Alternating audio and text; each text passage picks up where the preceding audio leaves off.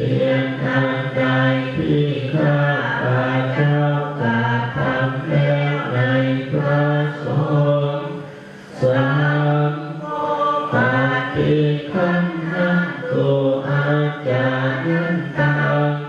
ขอพระสงฆ์จงงดสังโฆลงเกินอันนั้นกาตาเอสังวาอิตุงวาสังเกตเพื่อการสำรวมพระวันในพระสงฆ์ในการต่อไป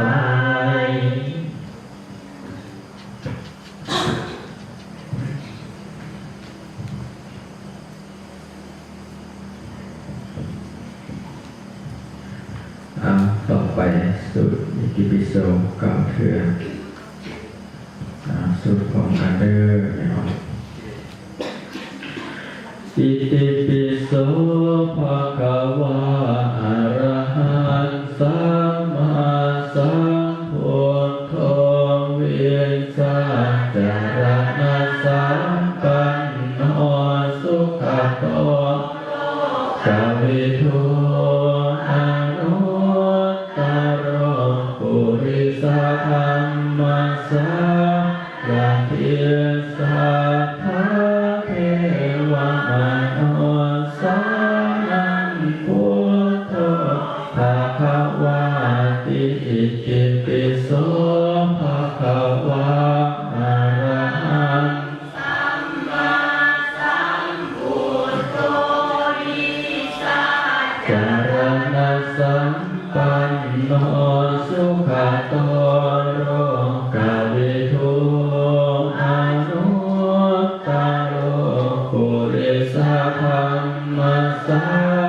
รทิสัทธาเทวมโนสานังพุทโธภะคะวะติอิติปิโสภะคะวะอะระหังสัมมาสัมพุทโธวิสัจจารณะสัมปันโนสุขโตโลกวิทูอนุตตโรปุริสธรรมสารทิสัทธาเทวมโนสานังพุทโธภะคะวะติอิติปิโสภะคะวะอะระหังสัมมาสัมพุทโธวิสัจจารณะสัมปันโนสุขโตโรกวิทูอนุตตโรปุริสธรรมสารทิสัทธาเทวมโนสานังพุทโธภะคะวะ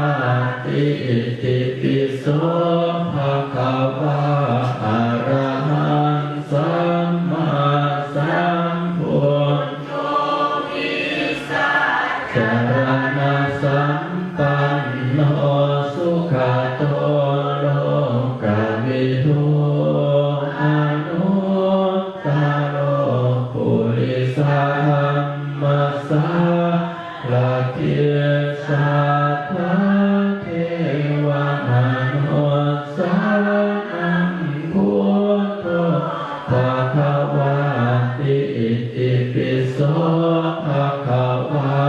อะระหังสัมมาสัมพุทโธวิสัจจารณะสัมปันโนสุขโตโลกวิทูอนุตตโรปุริสธรรมสารทิสัทธาเทวมโนสานังพุทโธภะคะวะติอิติปิโสภะคะวะ